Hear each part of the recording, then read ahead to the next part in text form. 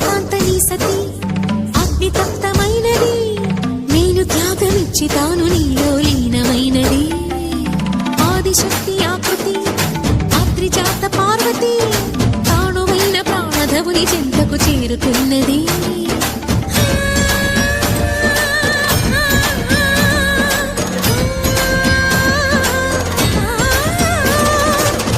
భువికి తరలించేలా ధరణి దివిని తలపించేలా